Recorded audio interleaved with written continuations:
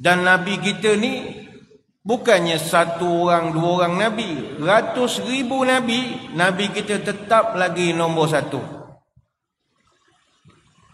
Banyak hari antara hari takkan semulia hari Jumaat. Banyak Nabi antara Nabi takkan semulia Nabi Muhammad. Apa kehebatan Nabi berbanding Nabi-Nabi yang lain? Akhlak dia. Banyak redup perkara redup alamat hari nak hujan. Banyak hidup perkara hidup akhlak Nabi Muhammad sentiasa jadi teladan. Gema takbir di subuh hari semayang awal jadi amalan. Nabi terakhir takkan ada ganti, akhlaknya tu kekal jadi ikutan.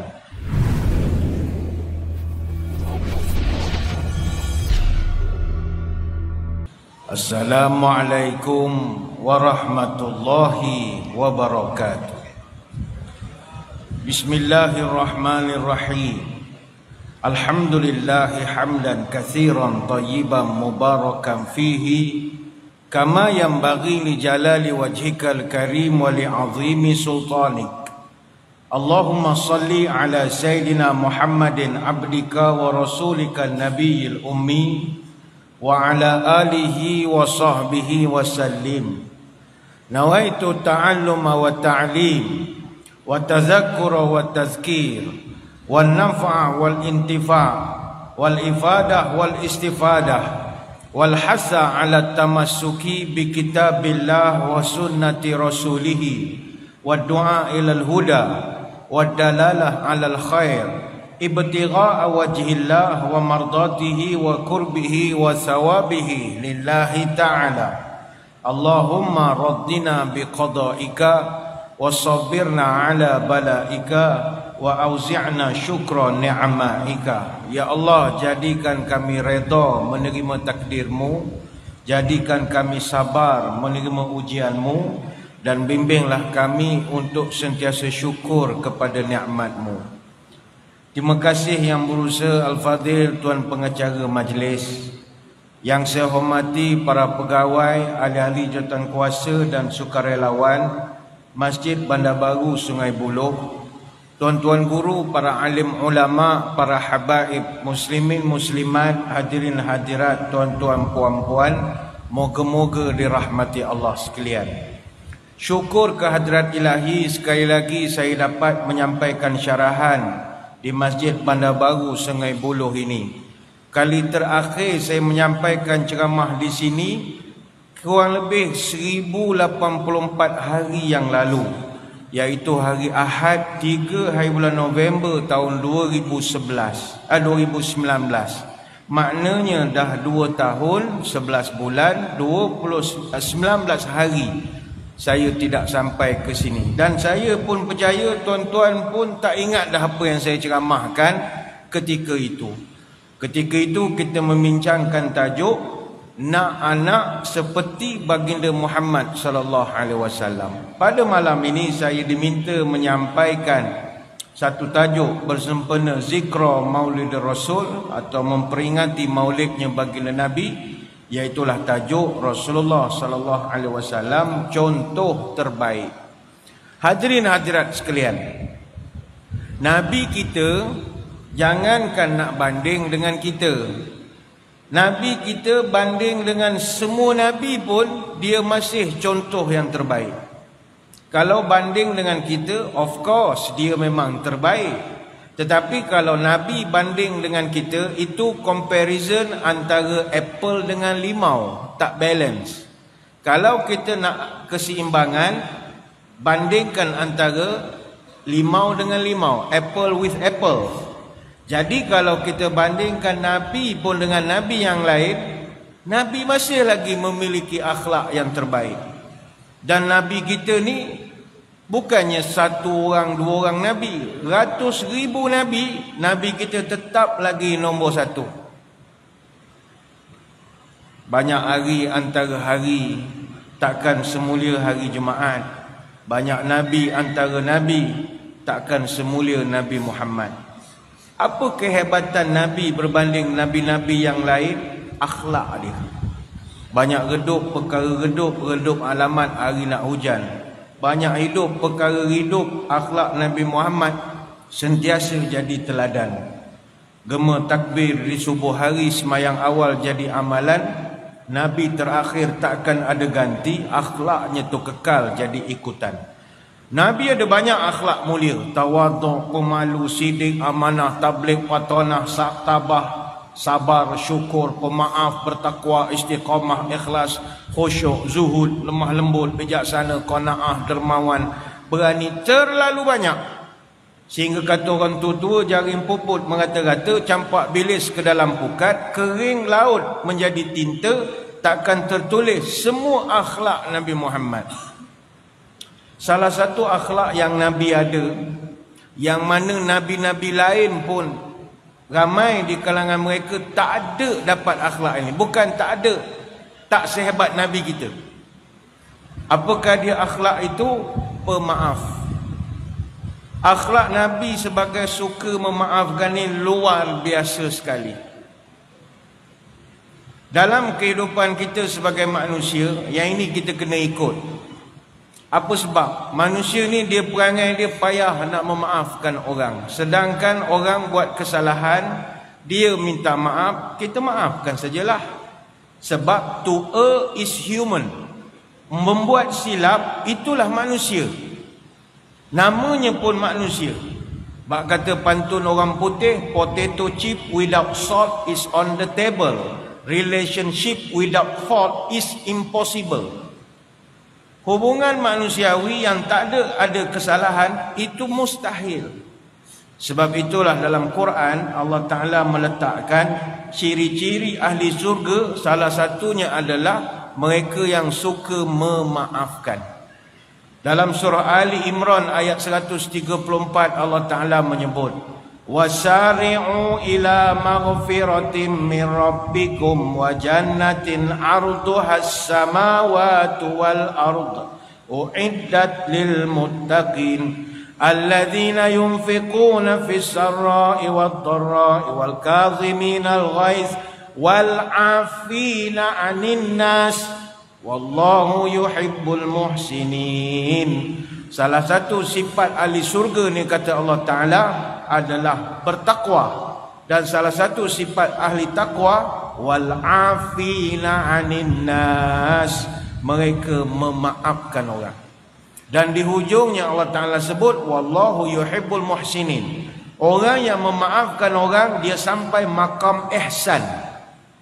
Tuan-tuan sekalian, tak semua manusia boleh sampai makam ihsan.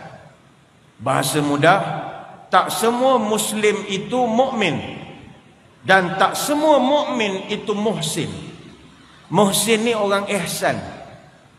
Kita mungkin beriman, rajin pergi masjid, taat mak bapak, bagus, beriman.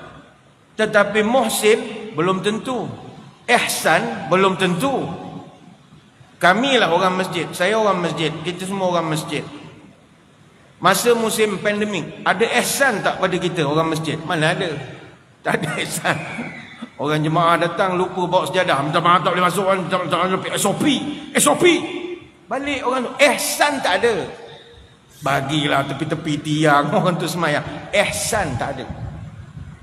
Orang datang lupa bawa topeng, ya. Alah, masjid ni bukan cerita sini, tempat lain.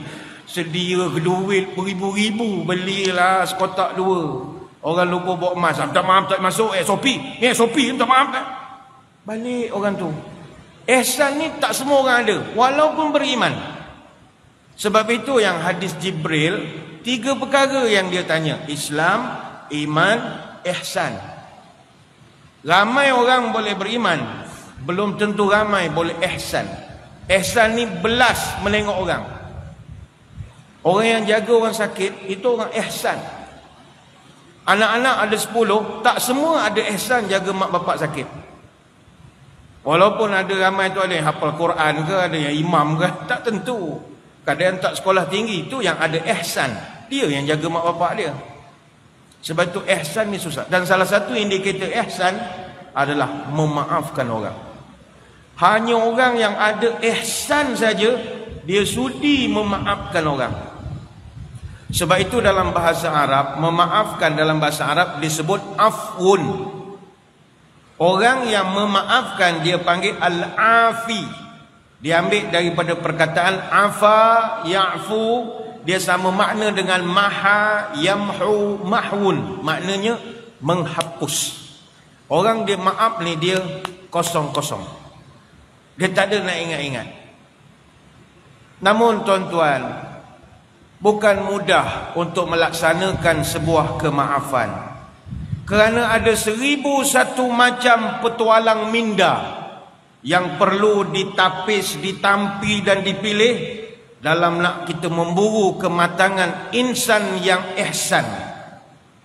Ungkapan memaafkan ini terkadang hanyalah himpunan aksara dan perkataan yang sangat ringkas, namun ianya mampu menjadi pelita di kala malam yang terlalu gelap gelita. Kita maafkan satu orang walaupun simple saja ayatnya, tetapi mampu menjadikan kebahagiaan bagi orang lain. Betapa sukarnya sifat memaafkan sehingga Allah mengulang-ulang perihal mulianya sifat pemaaf ini.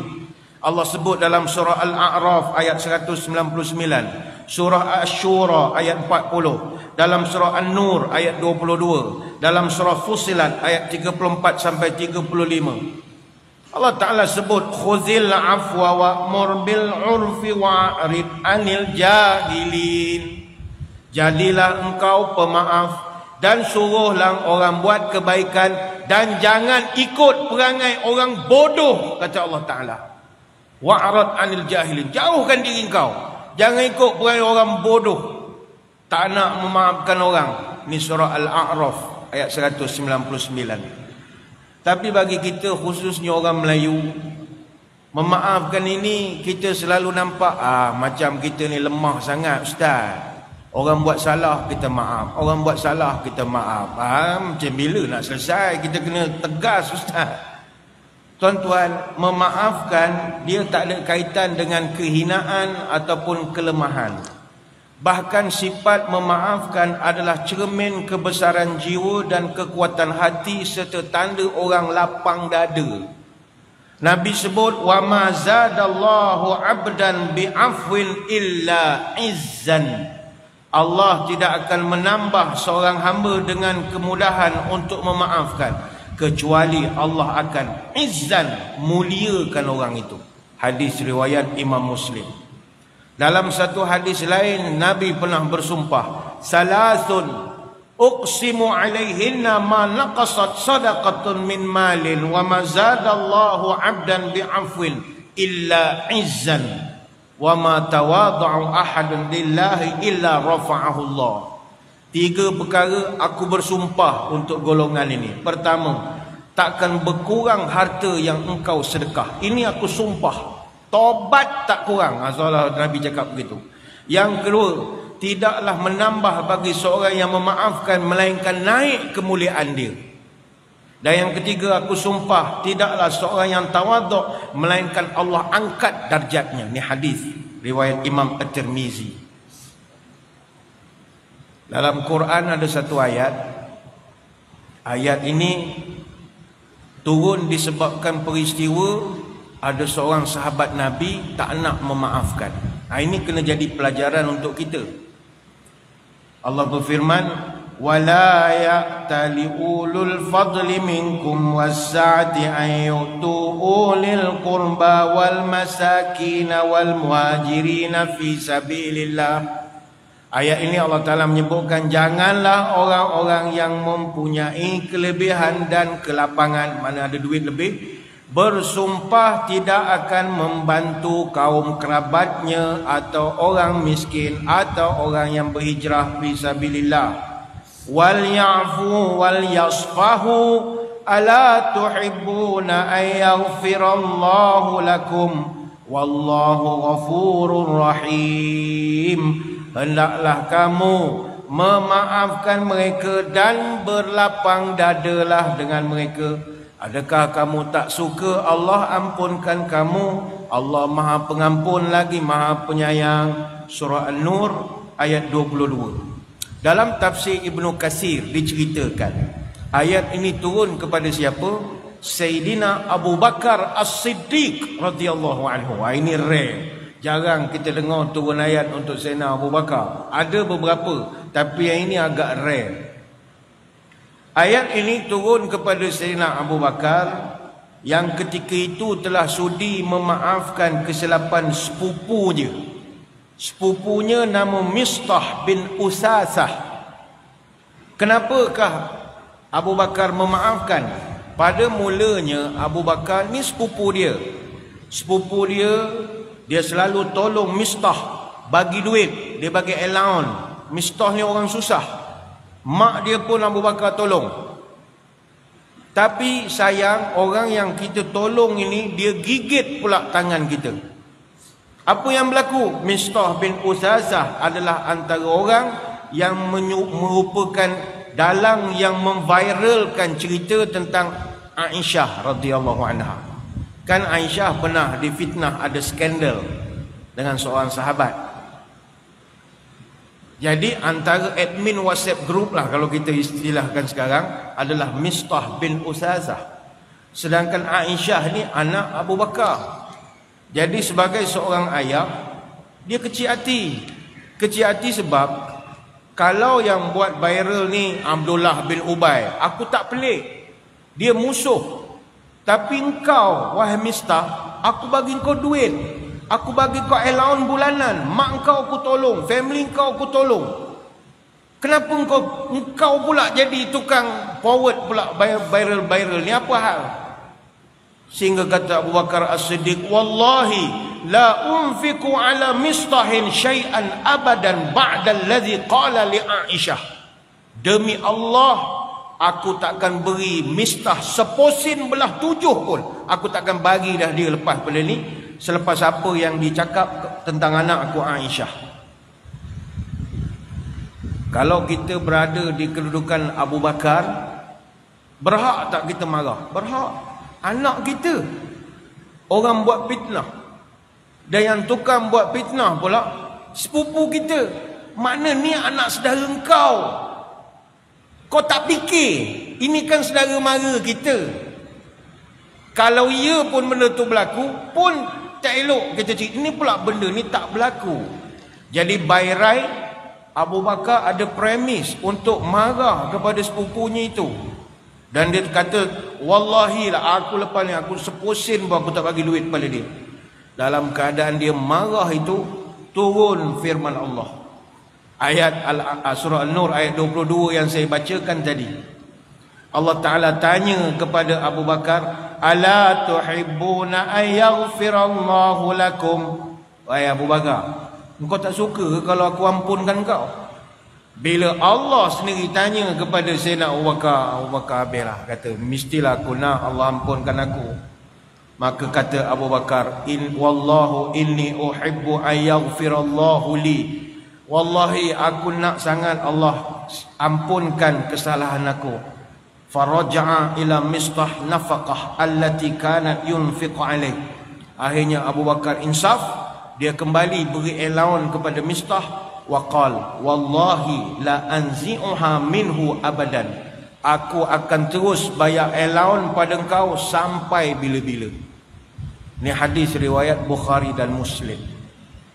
Maka kalau insan sehebat Abu Bakar pun pernah tak boleh nak tahan marah kita, orang buat fitnah pada kita, tapi tetap dibentukkan akhlaknya oleh Allah supaya jadilah pemaaf.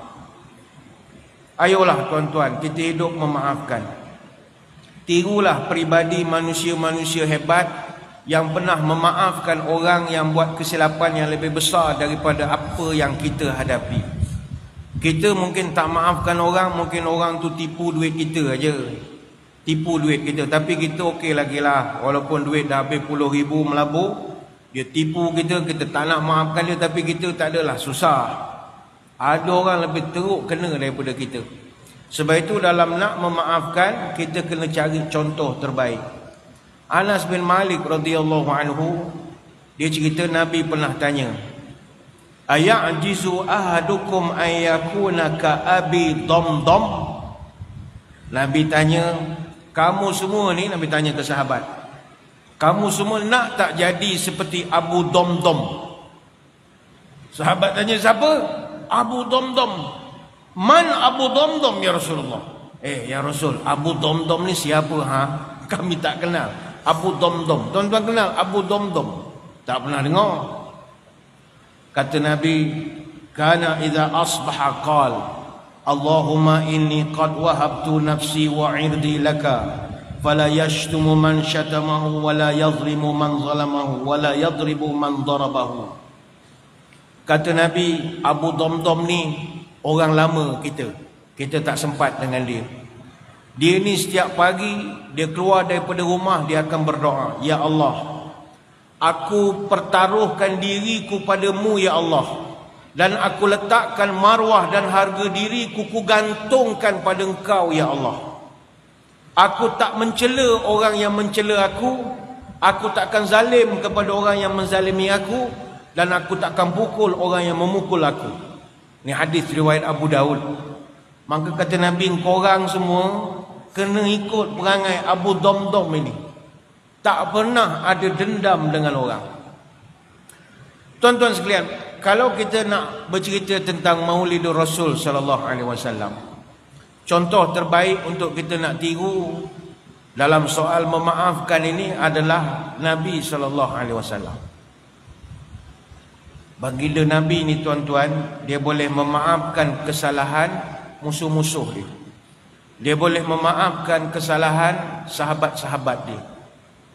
Ni kita tak lama lagi nak raya. Tak lama lagi nak raya. Sabtu depan nak tengok anak bulan. Lepas tu nak nyambut raya lagi. Jadi musim-musim nak beraya ni, WhatsApp kita, Facebook kita, banyaklah berita-berita lalu dekat wall macam-macam. Orang ni bergaduh dengan ni, orang ni bergaduh dengan ni, orang bergaduh ni. Susah kita nak bawakan satu budaya, jomlah maafkan. Let bygone be bygone. Orang tu pernah dia buat silap. Dia pun dah insaf, bertobat, kita maafkanlah dia. Dalam kamus politik tak ada. Sekali kau buat salah, sampai kiamatlah kau masuk neraka. Tak ada. Maafkan, no. Maaf ni susah. Sebab hanya orang ihsan je boleh maafkan orang. Nabi kita dia boleh maafkan. Padahal Nabi dikhianati oleh musuhnya teruk daripada yang kita hadapi. Pertama kita tengok, bayangkanlah tuan-tuan, Nabi ni terpaksa meninggalkan kampung halaman dia. Tuan-tuan pun di sini bukan semua orang Selangor, bukan semua orang Sungai Buloh. Tapi tuan-tuan datang ke sini bukan kerana dihalau daripada Kota Baru, halau daripada Ipoh, tak ada. Tuan-tuan nak mencari kehidupan yang lebih baik lagi saja. Bukan dihalau. Nabi kita dihalau. Dan Mekah ini dia homogeneous. Yang duduk dalam Mekah ni semua saudara. Jadi Nabi kecil hati sangat sebab yang khianat dia adalah saudara mara dia sendiri. Macam Madinah, cosmopolitan, bandar bercampur macam Kuala Lumpur, bercampur bangsa, kaum macam-macam. Tapi Mekah saudara semua. Jadi bila Nabi diperlakukan begitu, dia kecil hati betul. Sampai peringkat dia dihalau daripada Taif. Dakwah di Mekah dah tak boleh. Permit tak ada. Padahal yang menghalang tu semua saudara dia. Abu Lahab. Abu Lahab pak saudara dia. Abu Jahal saudara dia. Abu Sufyan sepupu dia. Tak sakit jiwa tuan-tuan. Saudara semua. Kemudian dah tak boleh. Abu Talib dah meninggal, semua dah asal parang. Kau jaga Muhammad. Kau punya abang long kawasan dah tak ada. Siapa boleh protect kau sekarang? Siapa kau punya tiger sekarang? Jadi punya tiger dah tak ada. Nabi cari port baru, Taif. Taif ni sejam setengah lah daripada Mekah. Ini ramai yang pernah sampai ke Taif.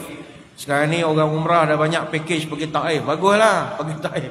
Tapi saya tanya pergi Taif program apa? Tak ada apa Ustaz, beli minyak wangi dengan naik roller coaster. La ilaha illallah. Kalau itu baik pergi Genting Islandnya. Dia sejuk. Taif ni sejuk. Taif ni dia kampung moyang Nabi. Maknanya Nabi bukan pergi tempat asing. Nabi dalam riwayat disebut dia pergi ke Taif dengan Zaid bin Harithah radhiyallahu anhu. Dan Taif ni bukanlah kampung orang, kampung moyang dia. Moyang dia nama Atikah. Atikah ni isteri kepada Hashim bin Abdul Manaf. Nabi kan nama dia Muhammad bin Abdullah bin Abdul Muttalib bin Hashim bin Abdul Manaf.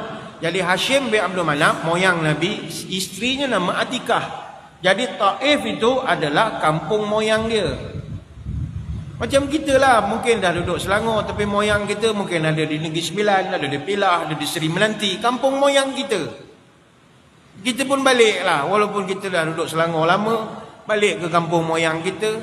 Kita pun tahu kita asal daripada suku Tiga Batu, Lubuk Kepung. Sebutlah apa suku-suku yang kita ada. Tapi orang boleh bantai lagi kita balik. Kita akan sedih. Sedih dia lain lah.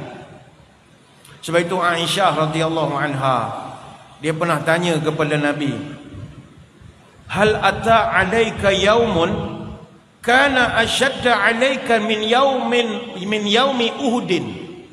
Ya Rasul, ada tak satu hari yang lebih berat engkau pernah hadapi kalau nak dibandingkan dengan perang Uhud?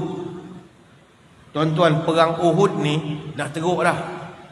Dalam banyak-banyak peperangan yang Nabi sertai, perang Uhud mencatatkan rekod yang tak menyeronokkan. Apa sebab? Uhud, dalam peperangan itu 70 orang sahabat Nabi terbunuh ataupun korban. Dan Nabi sendiri julung-julung kali cedera yang agak parah di dalam perang Uhud. Apabila Utbah bin Abi Waqqas, dia tengok pertahanan orang Islam dah berpecah, dia pun buat serangan. Dia langgar kawalan rapat, dia bawa seketul batu, dia baling batu macam batu bata tu agaknya, kena tepat dekat muka Nabi. Tapi itu jam orang pakai topi besi perang. Jadi bila batu tu kena pada muka Nabi, topi besi tu pecah, menyebabkan gigi Nabi tercabut. Kata sahabat, wa kusirat raba'iyatuhu yawma idzin wa juriha wajhahu wa kusirat baydatu ala ra'sihi. Kata sahabat, pada waktu itu ketika dibaling dengan batu, besi itu pecah, ada serpih tertusuk ke dalam pipi, gigi kacip Nabi tercabut, mukanya terluka, topi besinya retak. Sahabat cerita, sehingga kan akhazat qit'atan min hasirin fa ahraqatha wa asqatha fastamsakat dam. Yang sempat berlari menolong Nabi anaknya Fatimah. Fatimah dia jaga hospital lah, hospital Medan. Bila dah berlaku cedera, Fatimah berlari, tengok ayahnya dah luka parah, dia ambil potongan tikar, dia bakar. Kemudian dia ambil yang cair itu, kemudian dia tampal pada luka Nabi untuk stop bleeding. Ini hadis riwayat Bukhari. Artinya agak teruk perang ketika itu.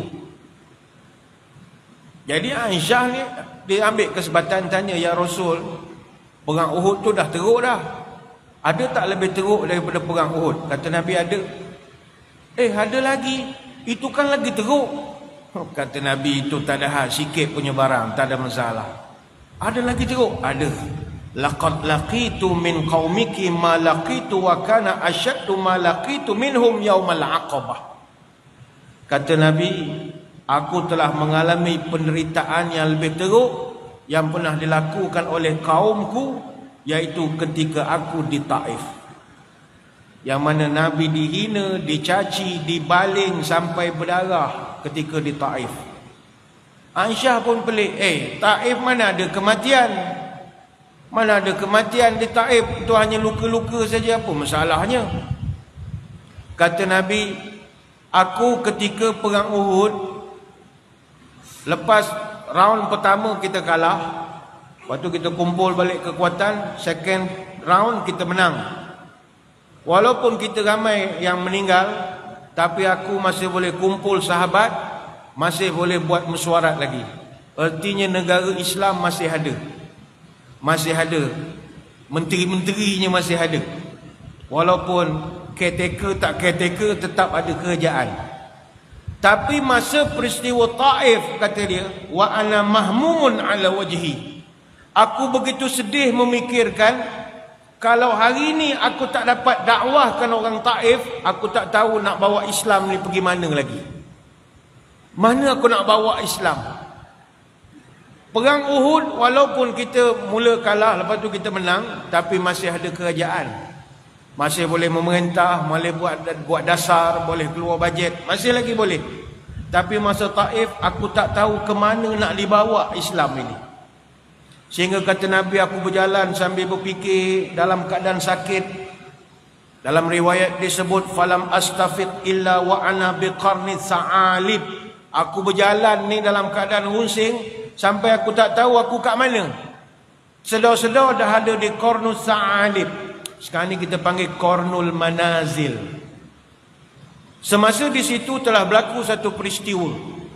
Apakah peristiwa yang berlaku di Qarnul Manazil? Yang ini saya akan terangkan kemudian, kerana kita nak memberi laluan dulu kepada azan Isyak yang akan berkumandang selepas ini. Sempatlah Bilal buat persiapan. Jadi tuan-tuan semua jangan ke mana-mana, kita akan kembali selepas ini.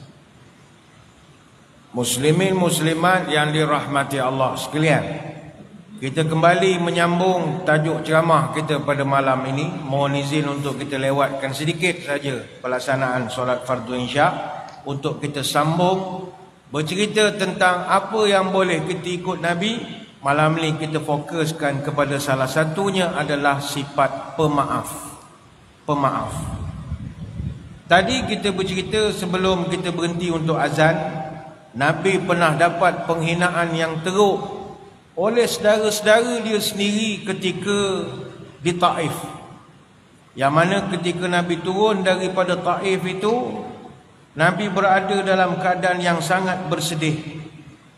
Tiba-tiba Nabi bercerita, faiza ana bisahabatin qad azallatni fanazartu faiza fiha Jibril. Sedang aku jalan pening memikir, tiba-tiba aku nampak ada awan yang menaungi aku. Bila aku perhati lama-lama, oh ada Jibril di situ. Jibril pun datang. Kemudian faqala inna Allah qad sami'a qawla qaumika laka wa maraddu alaika. Jibril kata kepada Nabi, ya Rasul, Allah mendengar semua percakapan kaum kau dan apa yang mereka tolak, ajaran-ajaran dan ajakan daripada engkau. Maka kata Jibril, waqad ba'atha ilaika malakal jibal lita'murahu bima syi'ta fihim. Maka ya Rasulullah, aku bawakan bersama aku ada satu lagi malaikat, malakal jibal. Ini malaikat penjaga gunung. Ada malaikat rupanya jaga gunung. Jadi ini malaikat, kata Jibril, Tuhan nak suruh dia buat apa, semua dia boleh buat. Semua boleh buat, tak ada masalah. Kemudian Nabi cerita, fanadani malakul jibal. Datang malaikat bukit, malaikat gunung bagi salam. Fasallama alayya. Dia bagi salam pada Nabi. Summa qala ya Muhammad. Wahai Muhammad, in syi'ta an utbiqa alaihim akhsyabain. Ya Muhammad, kalau Tuhan nak kami angkat gunung, dua gunung kami timpakan pada orang Taif, sekarang pun saya boleh buat. Kata malaikat bukit ini. Dia guna istilah al-akhsyabain. Akhsyabain ni dua gunung atau bukit yang ada di Mekah. Pertama Jabal Qubis. Dulunya gunung, dah kecil, dah tinggal, dah jadi istana tetamu kerajaan Saudi lah, dekat dengan Safa. Lepas tu lagi gunung Qu'ayqi'an. Ni pun dah tak ada lah, dah rata dah, dekat dengan kawasan Marwah. Dua bukit ni kata malaikat saya boleh ambil, saya boleh timpa atas Taif. Apa respon Nabi kita? Faqala Nabi SAW, bal arju an yukhrijallahu min aslabihim mimman ya'budullah wahdahu la yushriku bihi syai'a. Nabi kata, tak apalah wahai malaikat bukit, saya doakan supaya keturunan orang-orang Taif ini satu hari esok akan tetap sembah Allah dan tidak sekutukan Allah dengan apa pun. Hadis Bukhari Muslim. Mungkin bagi tuan-tuan yang mendengar cerita ini, biasalah Ustaz, apa yang peliknya? Nabi memang pemaaf. Dah, Nabi kita je pemaaf gitu. Maaf, bukan membawang. Nabi-nabi lain ada tak macam tu? Tak ada. Bukan kita nak mengata nabi lain tak bagus. Segan juga kita tadi imam dah baca apa tu, tilkar rusul faddalna ba'dhum ala ba'dhin minhum man kalamallah wa rafa'a ba'dhum darajat wa ataina Isa ibn Maryam al-bayyinati wa ayatna bi ruhil qudus. Panjang pula ayatnya tadi. Allah Taala dia ada nabi ni, dia beza-bezakan dia punya kelebihan dia. Kelebihan nabi kita, dia lembut hati. Kalau kita ambil contoh nabi lain, nabi lain tuan-tuan, asal kau samsing je azab turun lah. Kau samsing je azab. Engkau lawan aku azab. Nabi kita tak ada. Malaikat offer, aku empap dengan gunung lah. Oh, tak apa, no. Relax. Ni Nabi kita. Saya ambil contoh Nabi Nuh. Kan orang kata, ustaz ni ngumpat Nabi Nuh ni, jangan ustaz berdosa, bukan ngumpat. Ini kita cerita apa yang Allah rekodkan dalam Quran. Dalam Quran Allah cerita ketika Nabi Nuh berdakwah kepada kaumnya, tak ramai orang yang mahu beriman. Tak ramai orang dengar cakap Nabi Nuh. Bayang Nabi Nuh dakwah 950 tahun, yang naik kapal dengan dia tak sampai 40. Yang 40 tu bukan semuanya orang. Rimau, gajah, zirapah, itu dia naik ramai. Jadi dia rasa, apa benda dia orang ni? Aku dah buat program kat 1000 tahun, banyak ni je penghasilan. Maka ketika itu Allah rekodkan, wa qala nuhu rabbi la tazar 'alal ardi minal kafirina dayyara innaka in tazarhum yudillu ibadaka wa la yalidu illa fajirun kafara. Apa doa Nabi Nuh?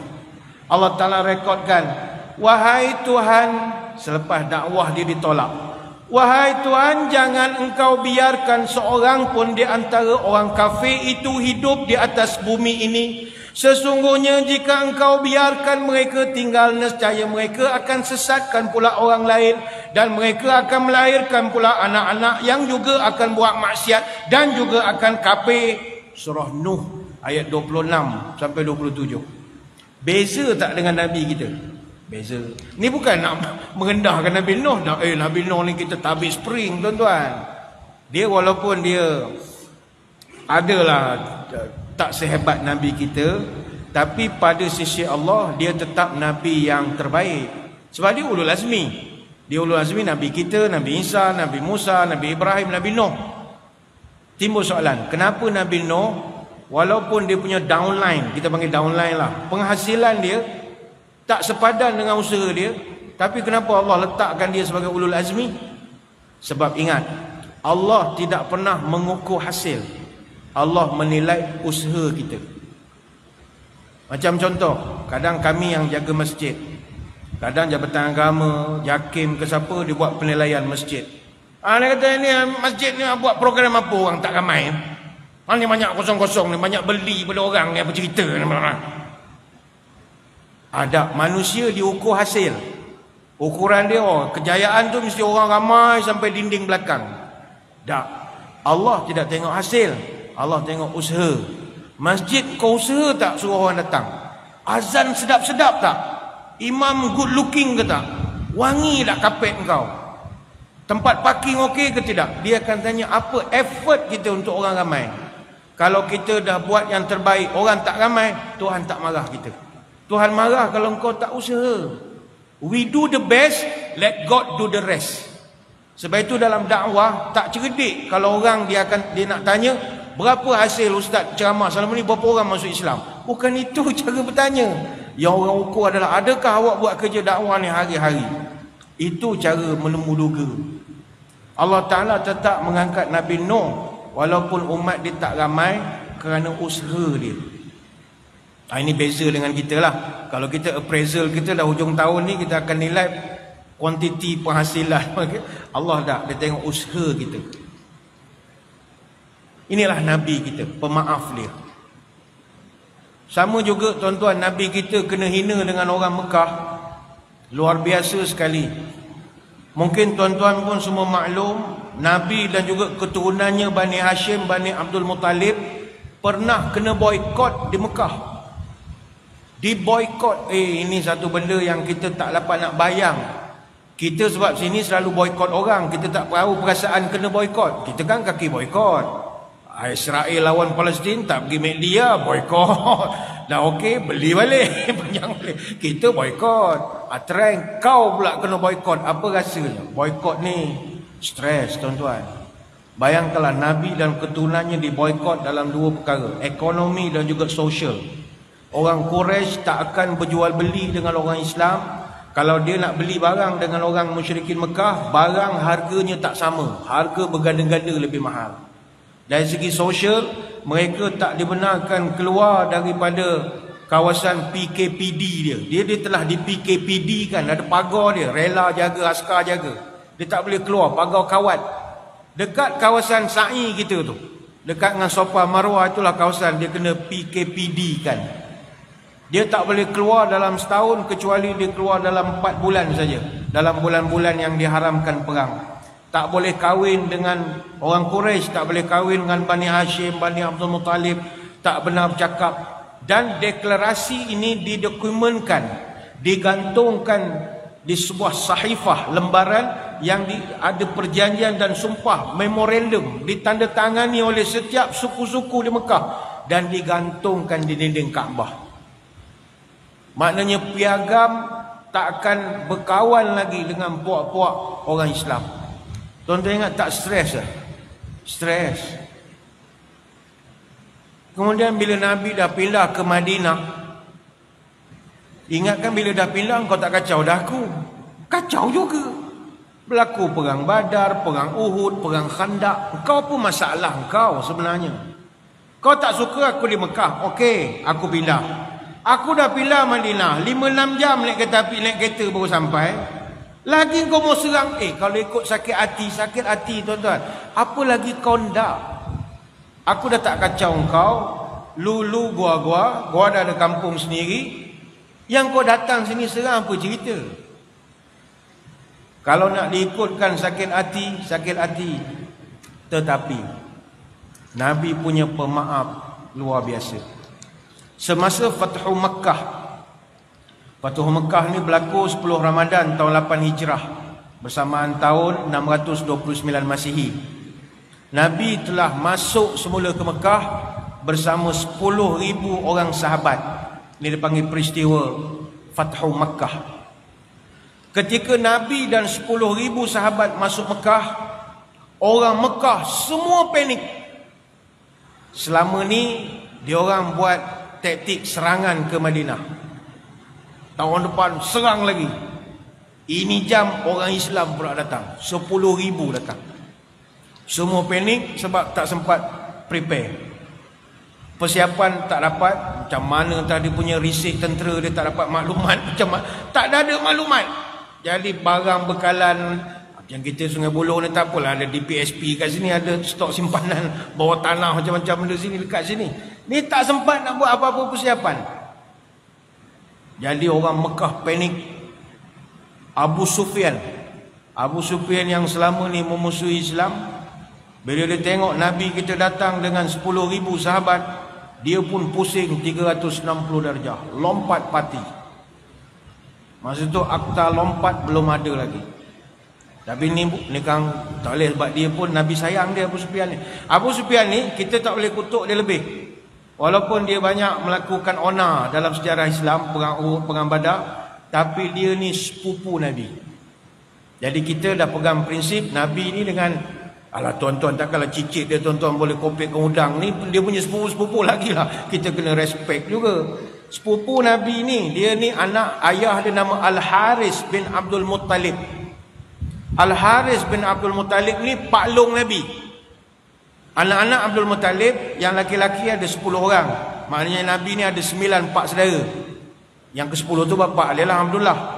Pak saudara dia, paklong dia Al-Haris namanya. Yang kedua Zubair, 3 Dirar, 4 Muqawim, 5 Abdul Manaf. Abdul Manaf ni panggil Abu Talib. Pak saudara nombor 6 Abdul Uzza. Yang ini yang popular, Abu Lahab. Pak saudara dia tu, pak saudara. Yang ke-7 Abbas radhiyallahu anhu, yang ke-8 Hamzah radhiyallahu anhu, Dan seorang lagi tak diketahui namanya, tapi ada ulama kata namanya Abbad. Jadi Nabi ni pak saudara ada 9, campur ayahnya 10. Al-Haris pak long dia nombor 1. Al-Haris ni ada beberapa orang anak, antaranya Al-Mughirah. Al-Mughirah ni adalah Abu Sufyan. Dia ada nama Al-Mughirah, ada nama seorang lagi anaknya Naufal, ada seorang lagi Abdullah. Jadi ni semua anak Al-Haris. Jadi bila Abu Sufyan tengok orang Islam datang dengan 10,000 sahabat, Nabi dia pun dah panik. Jadi ketika itu orang-orang Mekah semua lari, bersembunyi. Ada yang lari padang pasir apa semua lah. Kenapa dia orang takut tuan-tuan? Sebab inilah Muhammad yang dulu engkau boikot, engkau bantai dia, sekarang dia datang dengan penuh kekuatan. Mau tak takut? Takut tuan-tuan, takut. Tapi Abu Sufyan ni lah, dia sepupu Nabi. Dan kata para ulama, Abu Sufyan ni dia sebaya dengan Nabi. Dan dia pun ada iras-iras muka Nabi, ada gaya macam rupa Nabi. Sebab itu apabila Abu Sufyan tak ikut dakwah Nabi, orang semua heran. Sebab dia daripada kecil baik. Abu Sufyan ni setengah ulama sebut, kata dia ni adik-beradik susu pula lagi dengan Nabi. Dia pun menyusu juga dengan Halimatus Sa'diyah. Orang ingatkan kalau Nabi isytihar jadi Nabi, orang pertama masuk Islam Abu Sufyan lah. Bedak yang masuk Abu Bakar. Bahkan dia yang paling kuat lawan Nabi. Dia datang jumpa Nabi. Faja'a Abu Sufyan faqal, ya Rasulullah. Cik, dia pun pandai ke panggil Rasulullah. Biasa panggil Muhammad ya, sepupu. Biasa Muhammad. Kali ni dia orang pandai politik. Ya Rasulullah, ubidat hadra Quraisy, la Quraisy ba'da al-yawm. Kata Abu Sufyan pada Nabi, ya Rasulullah, hari ini orang Quraisy jahanam semua. Hari ini Quraisy binasa. Tak ada lagi dah orang Quraisy yang mampu bertahan selepas daripada hari ini. Kenapa? Ente datang 10,000 orang. Ini orang kampung tak boleh lawannya. Hari ini kami we are done. Habis. Orang-orang kampung, orang Mekah pun semua tunduk, takut. Ini Muhammad mesti datang balas dendam balik lah. Kita boikot dia 3 tahun. Dia pergi Taif, kita suruh pula orang baling batu lagi. Habislah kita hari ni. Tapi Nabi ni dia bijak berpolitik. Nabi jawab begini, man dakhala dar Abi Sufyan fahuwa amin, man alqas silaha fahuwa amin, wa man aghlaqa babahu fahuwa amin. Gini, aku ni kalau nak ikut marah, aku masih ada marah lagi. Ini kampung aku, marah ada sikit-sikit lagi. Tapi tak apa, siapa-siapa duduk dalam rumah Abu Sufyan, aku tak kacau. Siapa-siapa yang letak senjata, aku tak kacau. Siapa-siapa yang kunci pintu rumah pun aku tak kacau. Selain daripada itu, standby. Dia, Nabi ni dia jiwa besar. Kemudian orang pun dah tengok Nabi ni macam tak ambil tindakan yang keras. Dia orang pun datang berkumpul, jumpa dengan Nabi. Semua muka tunduk, muka takut.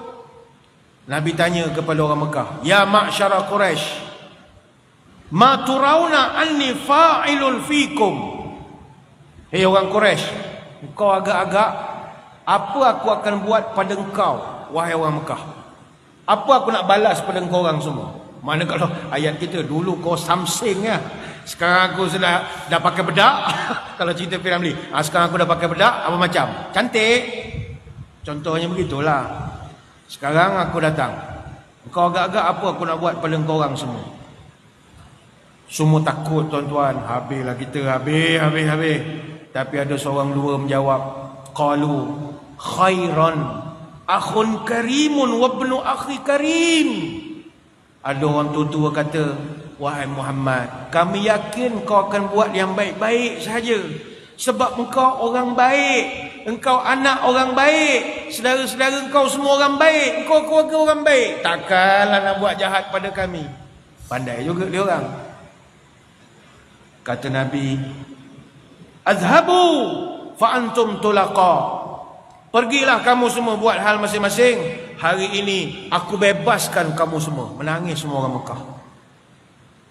Ini Muhammad yang kita halau daripada kampung kita 8 tahun dulu.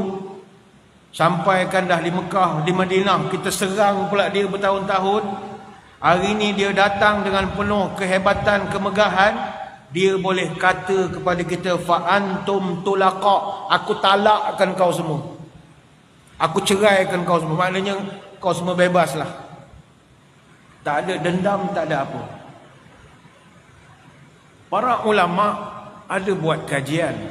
Apa sebab Nabi ni, walaupun dia dikhianati dalam perjuangan, tapi dia masih boleh memaafkan. Ini pelajaran untuk kita. Sebab Nabi ada satu tabiat, dia selalu bandingkan penderitaan dia dengan penderitaan Nabi-Nabi sebelum dia. Bagi dia, apa yang aku hadapi ni, ada orang lain lebih teruk lagi hadapi daripada aku. Jadi macam kita pun, katalah ada orang tipu kita, khianat kita, kita nak marah. Rasa malas nak maafkan dia. Tapi bandingkan orang lain lebih teruk kena tipu daripada itu. Jadi kita akan ada sikit slow sikit lah. Ada slow sikit. Ada satu riwayat menyebut semasa Fathu Mekah itu, ketika Nabi tanya kepada orang Quraisy, "Ya ma'syara Quraisy, ma turauna anni fa'ilun fikum?" Orang Mekah, agak-agak apa aku nak buat pada korang semua? Maka kata sebahagian daripada orang Mekah, "Naqulu khairan wa nadhunnu khairan, akhun karim wa ibnun akhin karim wa qad qaddarta fasjih." Ada yang kata, "Wahai orang keturunan yang baik-baik, kamu orang baik, ayah kamu baik, adik-beradik abang, pak saudara kamu baik. Kalau kamu berajak nak buat apa, buatlah, tapi kami yakin kau orang baik." Tapi apa jawab Nabi? "Fa inni aqulu kama qala akhi Yusuf." Wahai orang Mekah, hari ini aku hanya nak ucapkan apa yang pernah diucapkan oleh saudaraku Nabi Yusuf ketika dia bercakap dengan adik-beradik dia. Apa kata Nabi Yusuf? "La tasriba alaikumul yawma yaghfirullahu lakum wa huwa arhamur rahimin." Nabi Yusuf bersabda kepada abang-abangnya, "Tiada cercaan pada kamu hari ini. Semoga Allah ampunkan kamu, dan Allah lah paling penyayang antara yang penyayang." Surah Yusuf ayat 92. Rupanya Nabi kita bandingkan apa yang dia kena dengan apa yang Nabi Yusuf pernah kena. Nabi Yusuf, tuan-tuan, kena lebih teruk daripada Nabi kena. Kalau tuan-tuan perasan, Nabi kita hanya dikhianati, dicerca oleh siapa? Saudara mara dia. Tapi Nabi Yusuf, siapa yang khianat dia? Adik-beradik dia. Lagi huara lagi. Tuan-tuan, kita hidup, kalau bukan adik-beradik kita tolong kita, siapa lagi nak tolong? Walaupun satu dunia benci kita, tapi kita ada adik-beradik kita yang backup kita, kita kuat. Tapi rupanya adik-beradik yang bunuh kita. Kecewa dah tuan-tuan, kecewa. Adik-beradik ni benteng akhir. Setelah satu kampung tak suka kita, tapi sebab adik-beradik kita ada, abang kita ada, kakak kita ada, kita jadi kuat. Adik-beradik ni menjadikan kita kuat. Walaupun kita tak kaya, tapi adik-beradik kita ada. Bayang perasaan Nabi Yusuf, dia dikhianati oleh adik-beradik dia sendiri. Dia Nabi Yusuf ni anak Nabi Yaqub. Nabi Yaqub ni dia ada 12 orang anak. Isteri ada 4. Anak dia dengan Lia. Nabi Yaqub kahwin dengan Lia, dapat 6 anak. Rubin, Simuel, Lewi, Yehuda, Ishkhar dengan Zabulon. Dia kahwin dengan Rachel, dapat 2 anak, nama Yusuf dan Bunyamin. Bunyamin tu adik-beradik satu mak. Kahwin dengan Bilha, dapat 2 anak, nama Naftali dengan Dan. Kahwin dengan Zilfa, dapat 2 anak, Gad dengan Ashir. Adik-beradik 12, khianat adik yang nama Yusuf. Ini cerita semua dalam Quran. Abang-abang dia bertuah punya abang, dia campakkan adik dia dalam perigi yang ada air. Kalau perigi buta tahan lagi, perigi yang masih ada air. Dalam tafsir Al-Alusi disebutkan Nabi Yusuf duduk dalam perigi ada air 3 hari. Abang punya kerja, abang-abang punya kerja. Balik siap nangis-nangis, beritahu ayah adik dah kena bantai baham oleh haiwan buas binatang. Adik-beradik apa pesen macam tu?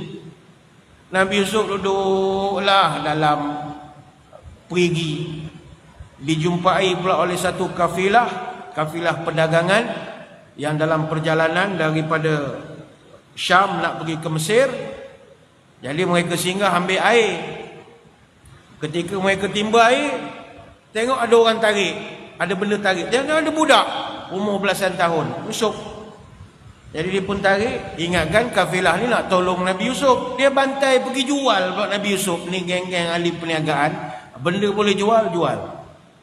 Jual orang, orang pun orang lah. Kata Ibn Mas'ud, Ibn Abbas dan Qatadah dalam tafsir, mereka jual Nabi Yusuf di Mesir dengan harga 20 dirham. Kata Imam Mujahid dalam tafsir, mereka jual Nabi Yusuf dengan harga 22 dirham. Kata Ikrimah dan Muhammad bin Ishaq, mereka jual Nabi Yusuf dengan harga 40 dirham. Bayanglah kena buang. Kalau dalam tafsir daripada Al-Hasan diriwayatkan, Nabi Yusuf dibuang dalam perigi masa umur 17 tahun. Dia mana nak ambil SPM, bayanglah orang tengah sibuk tuition apa semua nak periksa, kau boleh campak dalam perigi dah tak boleh periksa. Kalau kita sudah peras tuan-tuan, kecewa betul. Dan dia berpisah dengan ayahnya 80 tahun. Dia pisahkan. Dikatakan Nabi Yaqub ni menangis sampai buta mata. Macam Kasim Selamat lah. Sedih sangat. Anak kesayangan yang paling cerdik nak sekolah, nak belajar. Yang lain-lain ni tak berapa nak sekolah dah.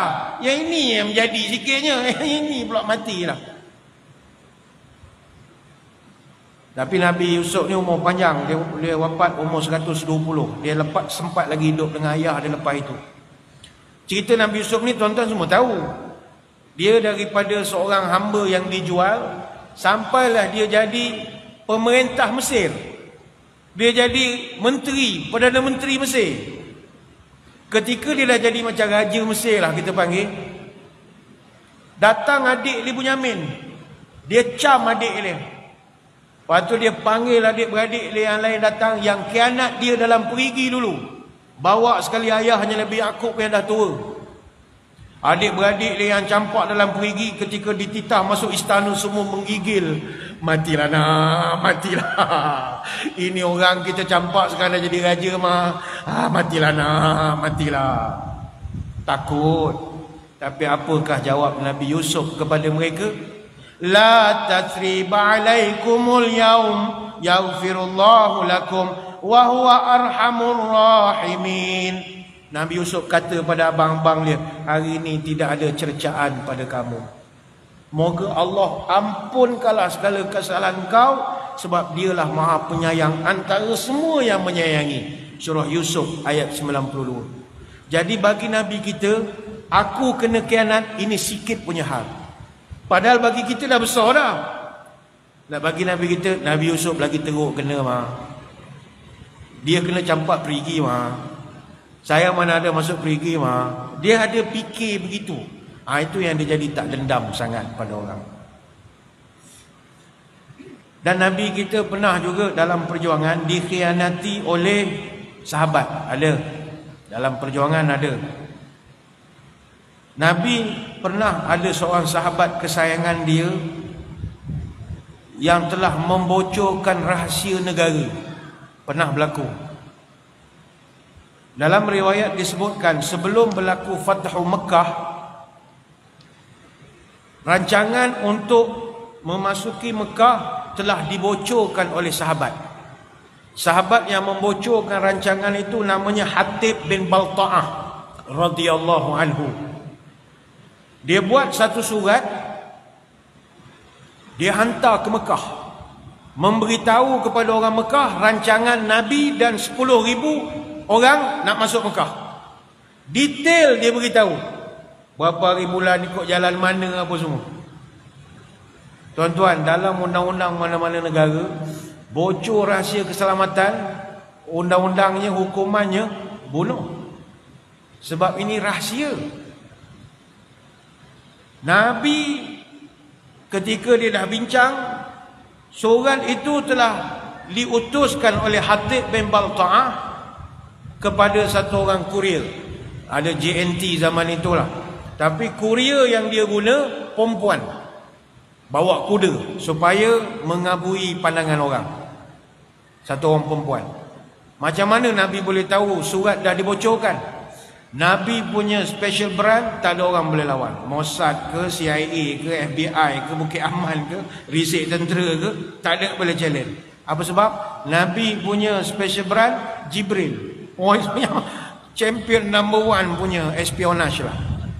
Badan perisikan terbaik dalam dunia, Jibril alaihissalam.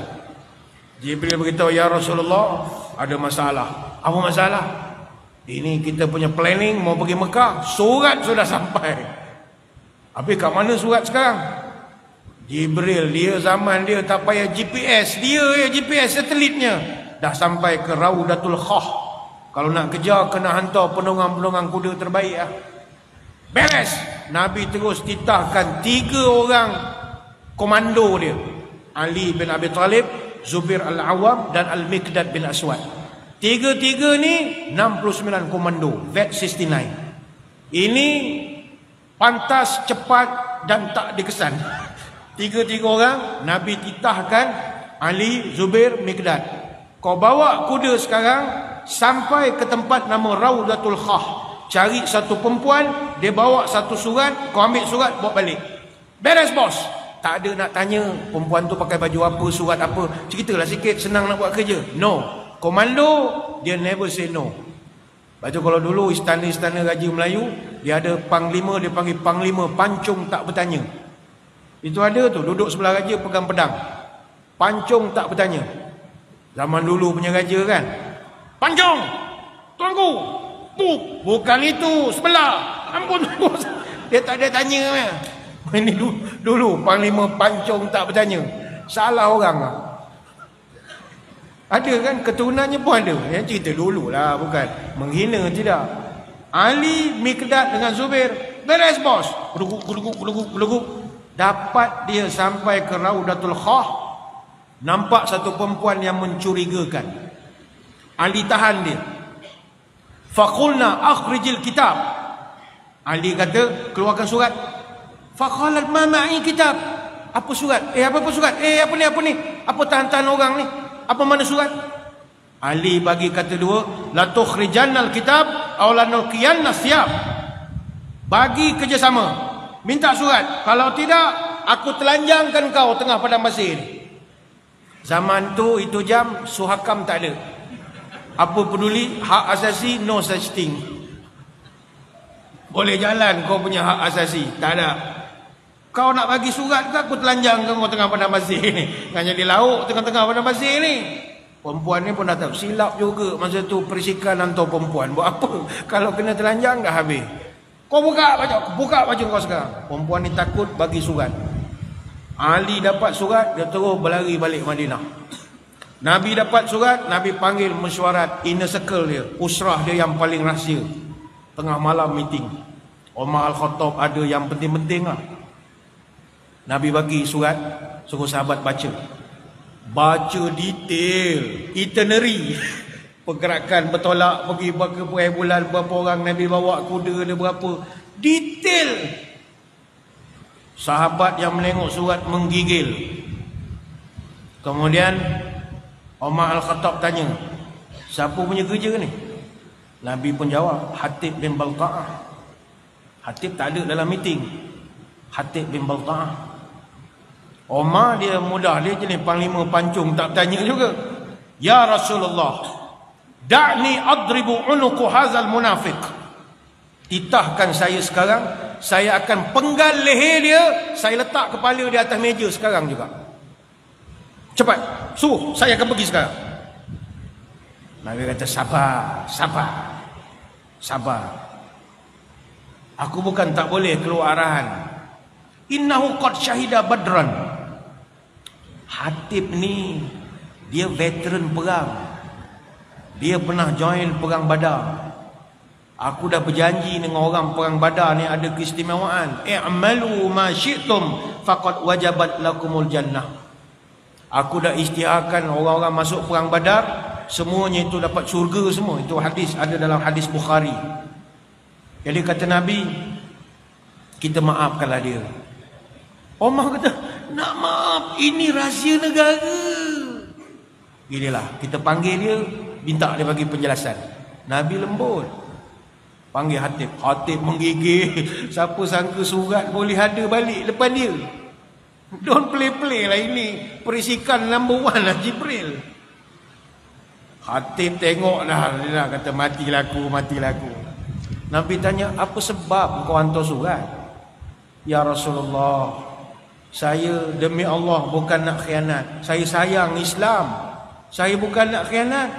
Cuma saudara saya masih ramai di Mekah, ya Rasulullah. Saya hanya bagi dia orang supaya buat persiapan. Kita nak pergi, nanti pasti ada sekatan PKPD, PKP macam-macam. Kedai tutup, tak boleh keluar curfew 3 hari. Saya minta dia orang tolong siap belikan susu anak, siap-siap beras, beli apa yang patut, beli top up, apa yang patutlah.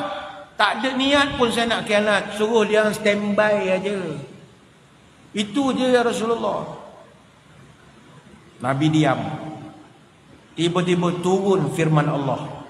Ya ayyuhalladzina amanu la tattakhidhu aduwwi wa aduwakum awliya tulquna ilaihim bil mawaddah. Wahai orang beriman, jangan jadikan musuhku dan musuhmu sebagai teman setia yang engkau sampaikan kepada mereka berita-berita, dek kerana kasih sayang kamu kepada mereka. Surah Mumtahanah ayat yang pertama. Ayat itu tegur kepada Hatib bin Balta'ah dan juga tegur kepada kita semua. Mana tak boleh cerita, jangan cerita. Apa rahsia yang boleh simpan, simpan. Tak semua boleh share. Ada benda yang kita borak habis sini sajalah. Yang kau nak cerita-cerita, oh saya share ni sebab saya sharing is caring. Bukan. Ada benda tak sesuai share. Itu kita sama kita je. Micro moments. Yang kalau share become macro problem. Itu masalah share. Jadi tak payah share. Tuan-tuan, mungkin bagi tuan-tuan, biasalah Ustaz, Nabi memang dia pemaaf, tak ada masalah. Tahukah tuan-tuan, Nabi-Nabi yang lain tak macam tu? Ni kan membawang Nabi lain lagi. Ni bukan kita, sebab tadi kan di awal kita sebut, Nabi ni banding dengan kita tak layak. Kita banding apple dengan apple. Nabi banding dengan Nabi. Saya ambil contoh. Tuan-tuan pernah dengar cerita Nabi Musa AS. Ni bukan kita mengendahkan Nabi Musa, tapi ini cerita semua direkod dalam Quran. Nabi Musa, dia kan naik Bukit Tursina. Dia tinggalkan kaum dia dengan Nabi Harun. Harun, kau jaga ni budak-budak. Aku mau naik atas, jumpa Tuhan. Ambil arahan. Okeylah. Nabi Musa naik. Nabi Harun diamanahkan untuk jaga kaumnya yang duduk di bawah. Apabila Nabi Musa turun, Nabi Musa dapati kaumnya dah ukir patung lembu betina. Tuan-tuan pernah dengar cerita tu kan? Artinya kaum dia sendiri khianat kepada dia. Apa reaksi Nabi Musa? Nabi Musa nombor 1 yang dia cari, Nabi Harun. Dalam setengah riwayat disebutkan dia baling buku ataupun kitab lembaran, dia cari Nabi Harun, kemudian dia telah marah Nabi Harun. Qala ya Harun ma mana'aka idh ra'aitahum dhallu ala tattabi'ani afa'asaita amri. Allah rekodkan dalam Quran. Berkata Musa kepada Harun, wahai Harun, apa yang menghalang kau ketika melihat mereka sesat? Adakah kau tak nak dengar arahan daripada aku? Nabi Harun ketika ditanya oleh Nabi Musa, dia pun menjawab, qala ya ibna umma la ta'khudh bi lihyati wala bi ra'si. Nabi Harun menjawab, Wahai pak saudaraku, janganlah tarik janggut aku, janganlah kau tonyol kepala aku. Rupanya Nabi Musa bertanya kepada Harun, bukannya tanya depan-depan. Apasal kau tak jaga budak-budak? Bukan, sambil tarik janggut. Apasal kau tak jaga budak-budak? Tarik janggut. Sakit. Kau ni pun tak boleh nak jaga. Allah rekodkan dalam surah Toha ayat 92 sampai 94. Bahkan dalam ayat yang lain Allah Ta'ala rekodkan, qala ibnu umma innal qauma istad'afuni wa kadu yaqtulunani fala tushmit bil a'da wa la taj'alni ma'al qaumidh zalimin. Wahai pak saudaraku, sesungguhnya kaum kita telah menganggap aku ni lemah. Mereka tidak mahu dengar cakap aku dan hampir nak membunuhku. Wakadu yaqtulunani, mereka hampir nak membunuhku wahai bang. Oleh itu janganlah fala tushmit bil a'da, janganlah bang buat macam ni dekat saya. Nanti dia orang lagi tepuk tangan, padahal muka Harun, padahal muka. Wala taj'alni ma'al qaumidh zalimin, janganlah masukkan saya dalam kaum orang-orang yang zalim. Surah Al-A'raf ayat 150. Bukan kita merendahkan Nabi Musa. Nabi Musa ni dia garang. Nabi Musa tuan-tuan, dia pernah tumbuk orang mati. Nabi Musa dia punya ayun penumbuk, meninggal satu orang. Tu dicerita dalam Quran juga. Jadi ketika dia dapati perjuangannya dikhianati oleh orang dia sendiri, dia cari Nabi Harun, tarik janggut. Nabi kita plan perancangan nak ke Mekah bocor. Kalau dia nak tarik janggut Hatib bin Balta'ah, dia boleh tarik. Sakit hati, tapi dia jenis orang pemaaf. Itulah Nabi kita. Ada satu cerita, patut Nabi dah ceramah sikit lagi boleh ya. Sedap cerita pemaaf Nabi ni.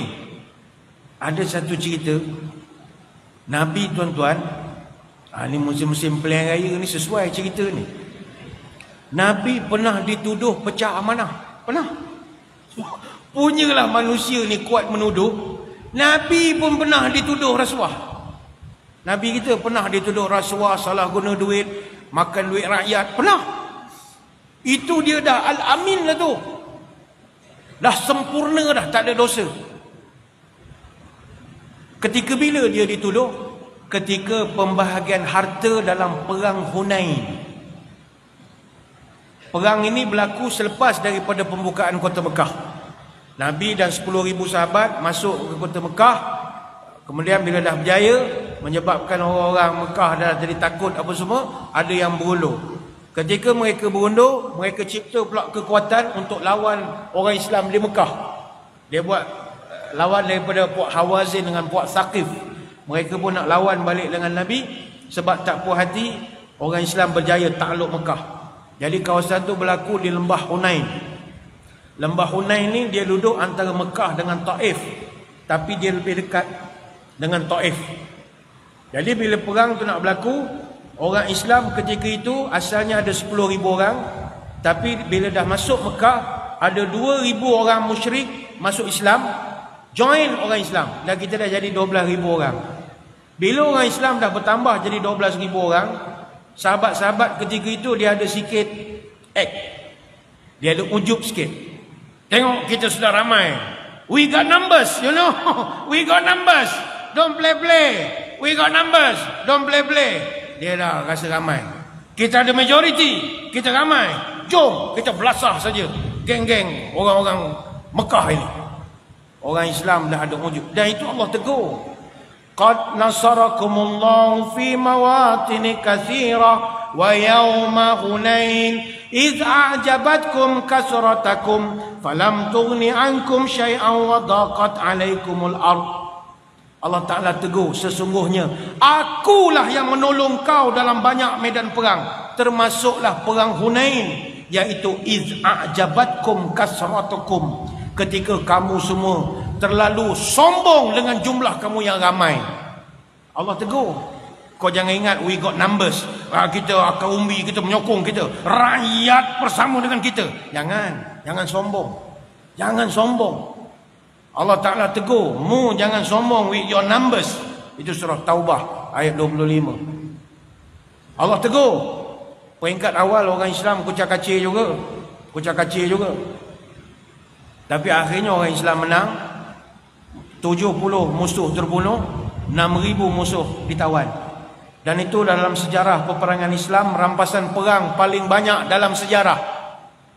Orang Islam berjaya merampas 24,000 ekor unta, 40,000 ekor kambing dan 4,000 wakih perak. Satu wakih perak bersamaan 213 gram. Kenapa banyak sangat harta rampasan perang? Kerana musuh masa dia orang pindah, bawa semua barang. Sebab dia tak nak orang Mekah rampas barang dia di Mekah.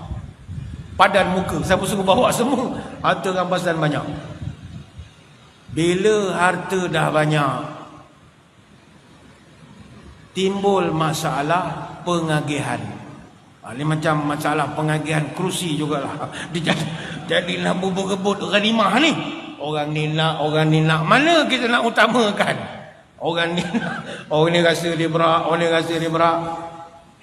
Ibn Mas'ud radhiyallahu anhu dia ada cerita. Qala rajulun wallahi inna hadhihi alqismah ma utila fiha wa ma uridu biha wajhullah. Demi Allah, pembahagian harta yang dapat sesama kita ni tidak adil. Tidak adil. Yang ini pengagihan ni bukan kerana nak mencari redha Allah, tapi semua nak tolong kroni saja. Dia mengata pada siapa? Mengata pada Nabi. Yang mengagihkan Nabi. Orang sampai kiamat tak puas hati dengan Nabi boleh bantai, ni pula Perdana Menteri lagi lah dia bantai. Lagi menteri besar lagi lah teruk kena ya.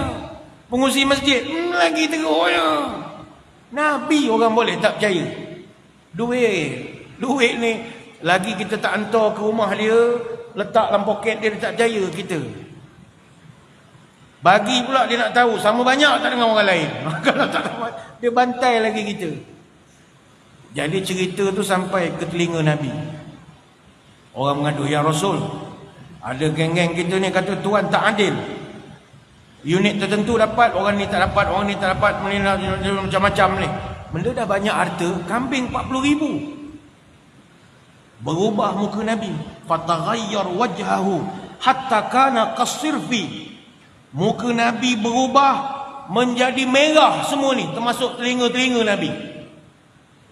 Kemudian Nabi dalam menahan geram dia bercakap, "Faman ya'dil idza lam ya'dillahu wa rasuluhu." Kalau engkau boleh kata aku tak adil, tunjukkan satu orang dalam dunia yang boleh jadi contoh adil lebih daripada aku. Tunjukkan. Siapa yang dalam dunia ni yang kau kata paling adil? Meh aku nak jumpa. Kalau bukan aku yang paling adil, siapa lagi? Meh aku nak kenal. Rahimallahu Musa qad udhiya bi aktsar ma hadza fasabara. Demi Allah, Allah berikan kasih sayang rahmat kepada Nabi Musa. Nabi kita sebut Nabi Musa.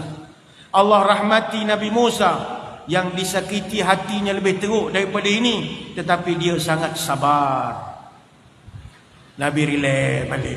Sabar. Astaghfirullahalazim. Kita dah bagi duit penat-penat, ada lagi cakap-cakap, oh duit tak sampai lah ini, kong kali kong mesti tolong saudara kroni. Sakit betul hati aku. Tapi dia kata sabar. Allah rahmati Nabi Musa. Sahabat heran, kenapa Nabi sebut Nabi Musa? Rupanya tuan-tuan, Nabi Musa kena penuh lagi teruk daripada Nabi kita. Nabi kita hanya difitnah, tidak agih duit secara adil. Nabi Musa lebih teruk difitnah kerana orang masa tu bercakap tentang apa rupa kemaluan dia. Lagi teruk. Nabi Musa ni kesian tuan-tuan. Nabi Musa ni panjang pula cerita dia kan. Saya ringkas-ringkas dia cerita banyak. Nabi Musa ni, Nabi pernah cerita. Kata Abu Hurairah, Nabi cerita, kanat Banu Israel yaghtasiluna uratan yanzuru ba'dhum ila sawati ba'd. Orang-orang Israel di Yahudi ni dulu, dia ada satu tabiat, mandi ramai-ramai bertelanjang. Dia macam nudist area, nudist beach. Kawasan mandi itu tak boleh pakai, sampai sekarang pun ada. Kalau tuan-tuan pergi Australia, pergi ke tempat-tempat tertentu, dia ada nudist beach. Kalau di Sydney misalnya, di Bondi Beach misalnya, itu semua orang mandi telanjang. Saya tak pernah tengok orang cerita. Kata, ustaz tahu mana? Saya Google. Orang cerita, tak pernah pergi. Dia kata, terror ustaz ni. Dia ada Bondi Beach, Manly Beach. Itu pun orang cerita, saya tak tengok. Sampai sekarang mereka ada tempat mandi telanjang ramai-ramai. Jadi orang Yahudi dulu kata Nabi mandi telanjang. Wa kana Musa alaihissalam yaghtasil wahdahu faqal. Tapi Nabi Musa sebab dia ada maruah, dia tak mandi telanjang. Dia mandi pakai kain basahan. Sehingga kan orang ramai mengatakan ma yamna Musa ayaghtasil ma'ana illa annahu adaru. Masing-masing membawang. Agaknya Musa ni tak nak mandi dengan kita, tak nak buka kain bertelanjang. Aku rasa dia punya barang cacat lah. Bayangkan tuan-tuan, seorang Nabi yang nak dakwah, pengikut dia siang malam fikir apa rupa punai Nabi dia. Tuan-tuan ingat kita tak sakit jiwa? Mana dia datang berceramah, semua orang mikir benda lah rupa. Tak ada kerja. Bayangkan dituduh pula kemaluannya itu adar, cacat. Ada kata agak ada tanduk ke apa, tak tahulah. Saya ingat kalau kita pula, jangankan Nabi, kalau kita jadi ustaz pun berceramah, kulu kele berceramah, live sana live sini, tiba-tiba orang komen bawah tu semua nak tahu kemaluan kita. Apa yang aku ceramah 1 jam, kau tak ambil konten, kau sibuk fikir ustaz betul ke orang kata ustaz punya mic ada spoiler. La ilaha illallah. Apa benda kau orang ni? Kita pun sakit hati. Nabi Musa, bayangkanlah orang fikir kemaluan dia. Ni Nabi kita cerita. Nabi Musa sabar. Padahal saya sebut dah tadi, Nabi Musa bukan calang-calang orang. Masa muda berangin. Dalam Quran Allah Ta'ala rekodkan dalam Quran surah Qasas ayat 15. Farakazahu Musa faqada alaih qala hadha min amali syaitan innahu aduwwun mudillun mubin. Nabi Musa masa muda dia pernah tengok ada 2 orang bergaduh. Satu orang Firaun, satu orang Bani Israel. Kaum dia. Gaduh. Orang minta tolong. Musa, tolong aku. Ni geng kita. Wah kita lah kau ni. Mai tolong. Nabi Musa pergi, dia bagi satu penumbuk. Boom, mati. Punyalah penumbuk sulung dia power, meninggal orang Yahudi, orang Firaun itu. Bila dah meninggal, datang orang ramai. Mereka kata, mati, habislah engkau, Firaun tangkap engkau. Nabi Musa kata, hadza min amali syaitan. Bukan saya ayun satu penumbuk je. Ni mesti setan punya kerja. Ni mesti kerja setan. Nabi Musa takut. Itu yang dia lari. Itu yang dia duduk dengan satu keluarga yang ada 2 orang anak perempuan. Dia pikulkan ayat. The rest was story lah. Tuan-tuan tahu cerita itu. Tapi Nabi Musa bila dah berumur ni, dia banyak cool down. Orang duk bincang kemaluan dia macam mana, dia sabar. Sehingga ada satu riwayat menyebut satu hari Nabi Musa pergi mandi. Ketika dia mandi di satu kawasan sungai, fa zahaba marratan yaghtasil fa wada'a thawbahu ala hajar fa farra hajar bi thawbi. Nabi cerita Nabi Musa pernah pergi mandi, dia taruhkan pakaiannya di satu tempat batu, lepas tu dia mandi pakai kain basahan. Tiba-tiba batu tempat dia meletakkan baju dia tadi, fa farra al hajar bi thawbi. Batu tu lari. Batu boleh lari, bawa baju Nabi Musa. Qala fajamaha Musa bi athari yaqul thawbi hajar. Nabi kita cerita Nabi Musa pun terperanjat. Batu, apasal kau bawa lari aku punya baju? Batu. Nabi Musa kejarlah batu tu dengan pakai kain basahan. Hatta nazarat Banu Israel ila sawati Musa. Masa Nabi Musa berlari mengejar bajunya pakai kain basahan, adalah beberapa orang Bani Israel ni duduk tepi-tepi ladang tu agaknya. Ternampak Nabi Musa berlari, terselak sedikit aurat dia. Lantas ada yang kata fara'auhu uryanan ahsana ma khalaqallah. Uish, lawa daripada hak kita lagi. Dia boleh tengok itu pula dah Nabi Musa duk ngejar baju.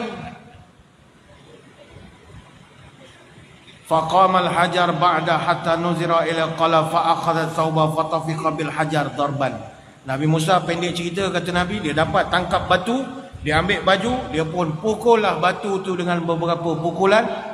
Qala Abu Hurairah, rekan kata Abu Hurairah, innahu bil hajar nadabun sittatun aw sab'atun darbun Musa alaihissalam bil hajar. Dan sampai sekarang kesan pukulan 6 ataupun bekas pukulan Nabi Musa itu masih ada lagi. Ini hadis riwayat Imam Muslim. Bayangkan tuan-tuan, Nabi kita dituduh pecah amanah, bagi dia berat dah, tapi dia mengenang balik, aku ni baru tuduh pecah amanah. Umat Nabi Musa siang malam fikir kemaluan dia menerupa lagi teruk, dia pun boleh maaf, jadi aku pun maafkanlah. Inilah dia sikit sebanyak sembang-sembang kita pada malam ni tuan-tuan. Moga-moga perangai sifat Nabi ni kita kena ikutlah, memaafkan orang, terutama bila dah dekat-dekat nak raya ni. Maafkanlah. Orang manusia buat salah itu salah lah, kita maafkan. Dan kita doa dia jangan buat lagi kesalahan-kesalahan itu. Banyak nak diterangkan, tapi saya kira sekadar itulah saja sembang-sembang malam ini. Saya mengucapkan ribuan terima kasih atas undangan. Mohon maaf sebarang kekurangan. Moga-moga kita bertemu pada lain-lain kesempatan. Sebelum berpisah, marilah kita menadah tangan berdoa. Moga majlis diberkati ilahi. A'udzubillahi minasyaitonirrajim. Bismillahirrahmanirrahim. Allahumma salli wa sallim ala Sayyidina Muhammadin salatan tukhrijuna biha min zulumatil wahmi.